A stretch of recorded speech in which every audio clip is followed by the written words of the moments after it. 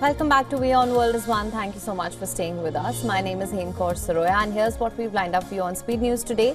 Let's get started.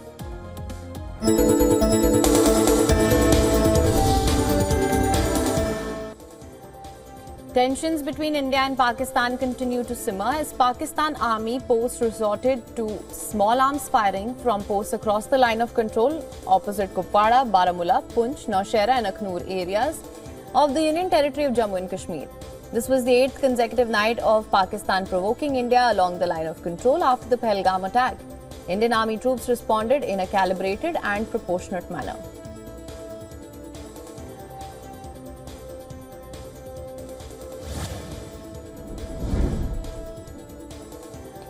US Vice President J.D. Vance has said that Washington hopes Islamabad will cooperate with India to hunt down Pakistan-based terrorists, and India's response to the terror attack in Jammu and Kashmir does not lead to a broader regional conflict.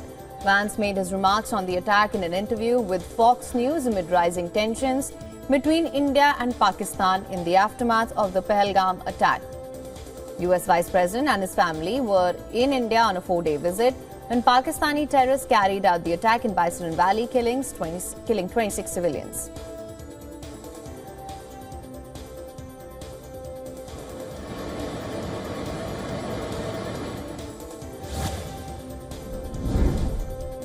US Secretary of Defense Pete Hegseth called his Indian counterpart Rajnath Singh and sent out a strong message of solidarity over the Pahalgam terror attack. He said Washington supports India's right to defend itself and reiterated full US government support in India's fight against terrorism.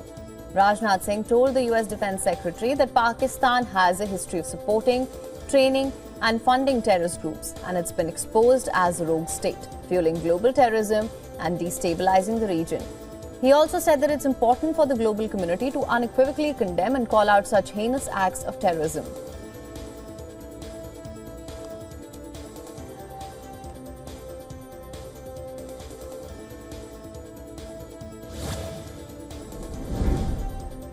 US President Donald Trump has ousted his National Security Advisor Mike Waltz and named Secretary of State Marco Rubio as his interim replacement.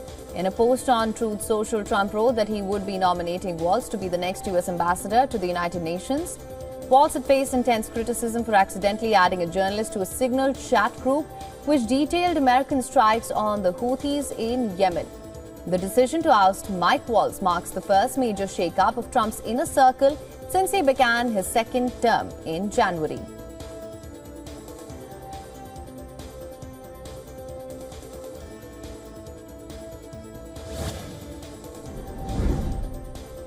US Vice President J.D. Vance defended President Trump's move to remove Mike Waltz as the National Security Advisor. In an interview to Fox News, Vance refused to call it an ouster and said that Trump's decision to move Waltz to the UN was in fact a promotion and a recognition for the work done by Waltz at the UN Security Council. Vance also added that Waltz's removal had nothing to do with the Signal chat leak and that he had the trust of both President Trump and him.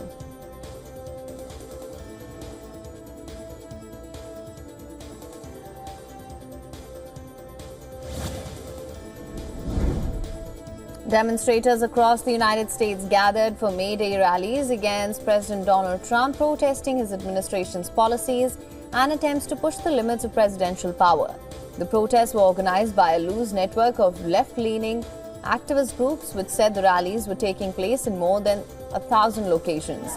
Hundreds of thousands of protesters gathered in many of the nation's largest cities, from New York to Chicago and LA, while a number of smaller towns also had demonstrators turn out in their streets. As workers rise up, we will all rise.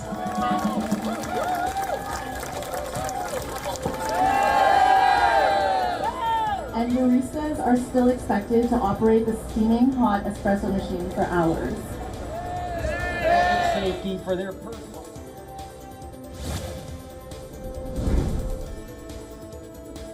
US President Donald Trump has said that there are fewer than 24 Israeli hostages alive in Gaza. Speaking at the National Day of the prayer event, Trump said out of 59 hostages, 24 are alive, but my understanding now is that the number is even smaller.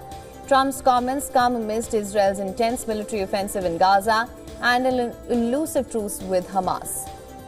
Earlier, Qatari Prime Minister had said that Hamas is willing to release all hostages in captivity, subject to certain conditions, which were unacceptable to Israel.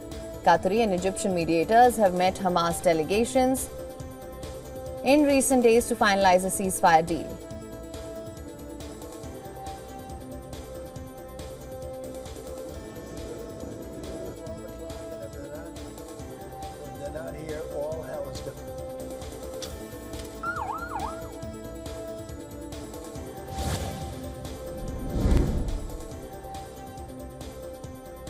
At least 101 people have been killed in 2 days of sectarian clashes in Syria between pro-government forces and the Druze minority near Damascus. Israeli Prime Minister Benjamin Netanyahu and Defense Minister Israel Katz issued a joint statement announcing an Israeli strike at a target near the presidential palace in Damascus. Earlier in the wake of sectarian clashes, Israeli military was seen at the posts along with Israeli-Syrian border in the occupied Golan Heights as well.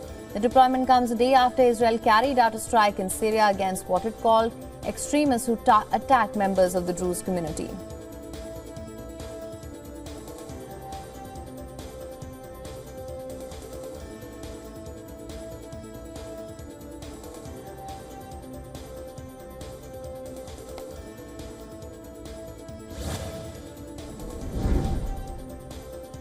The United States has said that it expects new nuclear talks to take place soon with Iran. In the midst of negotiations for a new nuclear deal, Trump has vowed any country or person who buys any amount of oil or petrochemicals from Iran will be subject to secondary sanctions. He wrote on his Truth Social platform that all purchases of Iranian oil or petrochemical products must stop immediately. This comes a day after Washington imposed sanctions on 7 firms accused of selling Iranian oil, four based in the UAE and 1 in Turkey. Iran has condemned the decision as economic terrorism.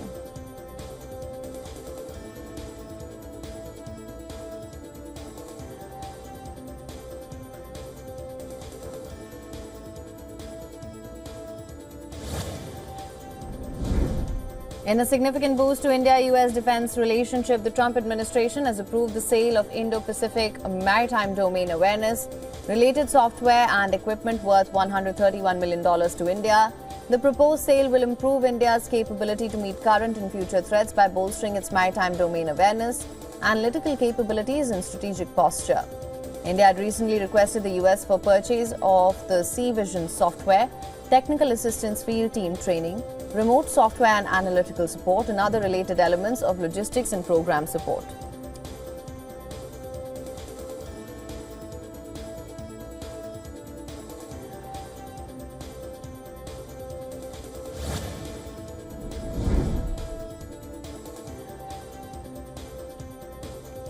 Amidst reports of the US planning to change the way vaccines are tested, the World Health Organization has defended its existing vaccine testing methods. WHO vaccine chief O'Brien has said that the safety of vaccines is already held to an extremely high standard. Earlier reports had suggested that US Health Secretary Robert F. Kennedy Jr. aims to revamp vaccine testing methods under which all new vaccines may be required to undergo placebo testing. However, medical experts have warned that such a move could potentially limit access to the vaccines and also undermine vaccine confidence.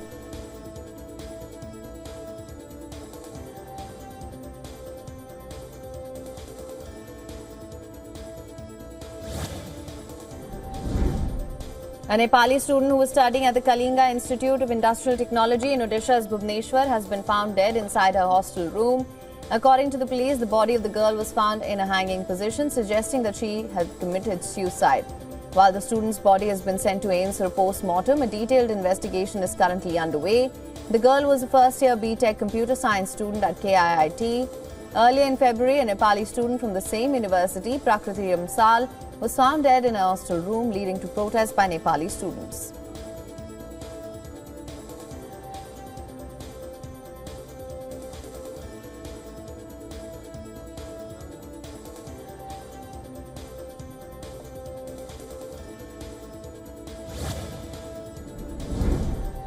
Nepal's ambassador to India has also reacted to the death of another Nepali student. The ambassador wrote that he was deeply saddened by the student's death, adding that the Nepalese government was closely coordinating with the MEA, the Odisha government and the police. Nepal's Foreign Minister Arzu also reacted to the incident. In a post on X, the minister wrote that Nepal's Ministry of Foreign Affairs has initiated diplomatic initiatives to investigate the case.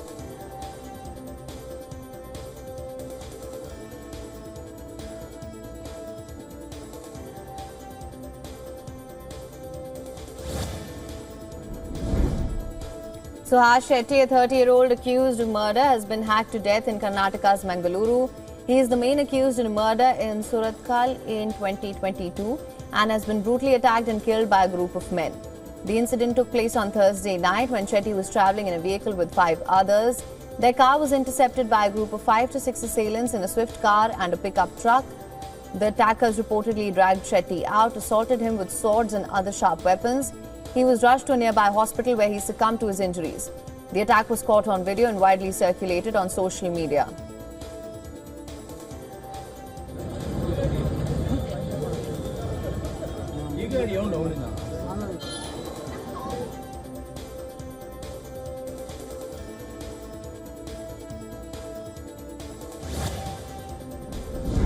Strong winds, dust storm and heavy rain lashed India's capital, New Delhi.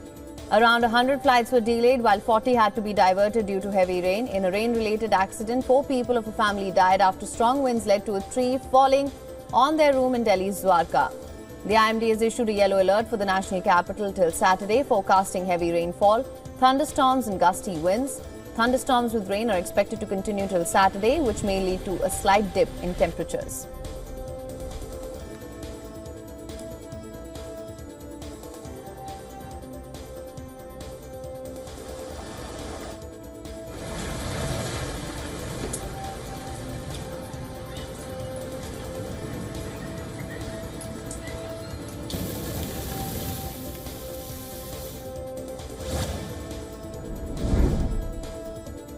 Central Mexico's Chamba town commemorated May Day with its annual Donkey Festival, a long-standing tradition paying homage to the diligent animal.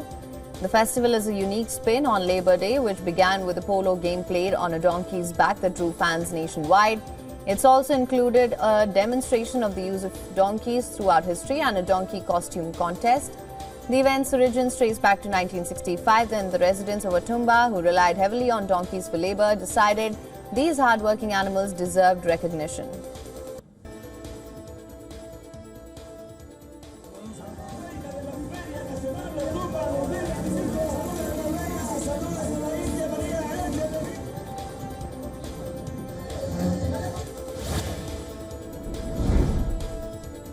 Amazon delivered a better-than-expected quarter, posting a 64% jump in profit and a 9% rise in revenue. Its cloud division remained a key growth engine, with sales climbing 17%, but the outlook is less certain. President Trump's fresh round of tariffs on China, including 145% duty and the end of exemptions for low-value imports, has raised red flags on future pricing and consumer demand. CEO Andy Jassy has said Amazon and its third-party sellers pre-stocked inventories ahead of the tariffs, helping delay immediate price hikes. Still, he acknowledged the road ahead could be bumpy. The new tariffs could hurt rivals like Shein, Temu, but they may also impact Amazon's own budget-focused platform, Amazon Haul.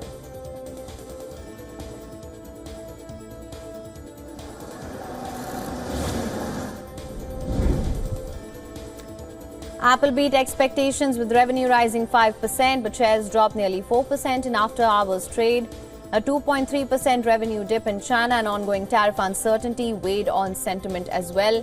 CEO Tim Cook flagged a $900 million tariff hit for the June quarter and warned of an unpredictable outlook. While iPhone sales rose 1.7%, limited AI features hindered traction in China.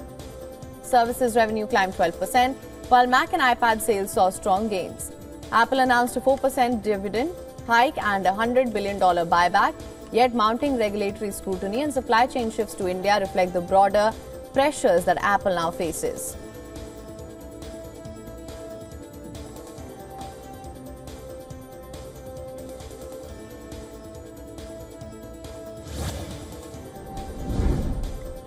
Oil prices surge after China signaled openness to trade talks with the US, boosting hopes of easing tensions in a prolonged tariff war.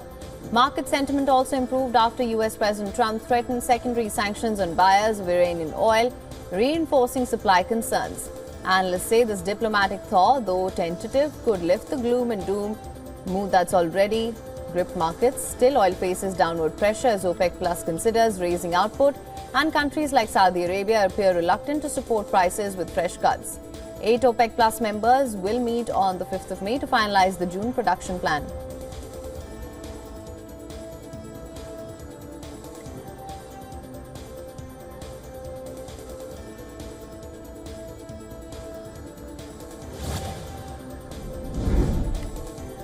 Fourteen-year-old Vaibhav Sooryavanshi experienced the lows of cricket 3 days after his record-breaking century. The southpaw was dismissed for a duck as his side Rajasthan Royals suffered a 100-run defeat against Mumbai Indians in the IPL. Mumbai were asked to bat first and they scored a 217 for 2 with Ryan Rickleton top scoring with 61. The hosts were relying on the prodigious Sooryavanshi to recreate the magic that made him the youngest player to score a men's T20, but this time it wasn't his day perhaps. The opener got out in the first over for a 2-ball duck. None of the Rajasthan batters could stand up either and were bowled out for 117.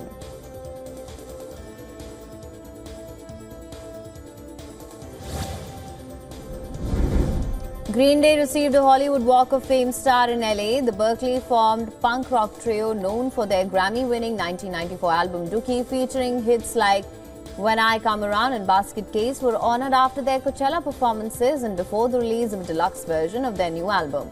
Saviors, Green Day previously won Grammys for The American Idiot, Boulevard of Broken Dreams and 21st Century Breakdown.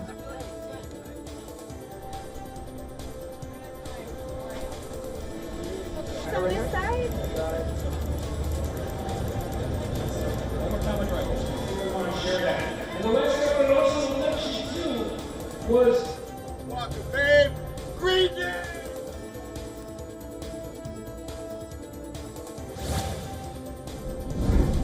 The Star Wars burlesque parody The Empire Strips Back, featuring stormtroopers in fishnets and Darth Vader in suspenders, is opening in London for Star Wars Day. The show originated in Sydney, toured North America and will run at Riverside Studios in Hammersmith. Run has already been extended until the 17th of August due to high demand. Cast members celebrated the London opening by posing with a land speeder by the River Thames.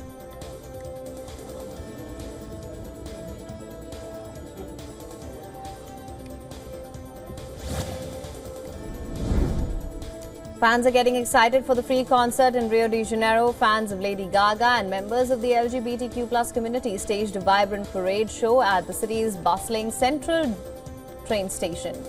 This celebratory catwalk showcased interpretations of the artist's iconic outfits, a dazzling display of creativity and fandom. 40 models graced the makeshift runway, embodying looks from Gaga's music videos.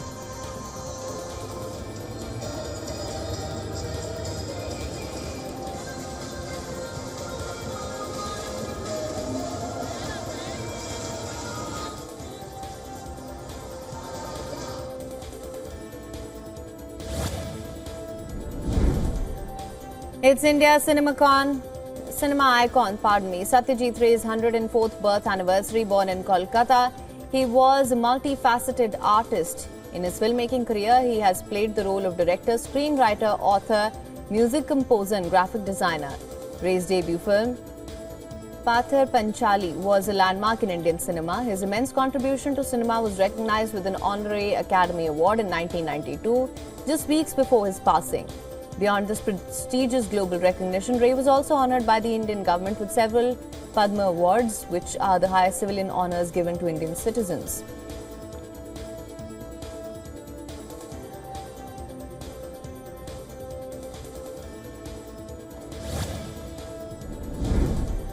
Filmmaker Anurag Kashyap has voiced strong disapproval of the Central Board of Film Certification's insistence on displaying smoking warnings during movie screenings, particularly for the globally successful horror film Sinners.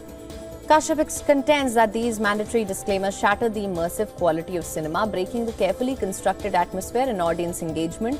Social media users have largely supported his viewpoint, describing the anti-smoking advertisements as intrusive an unnecessary addition.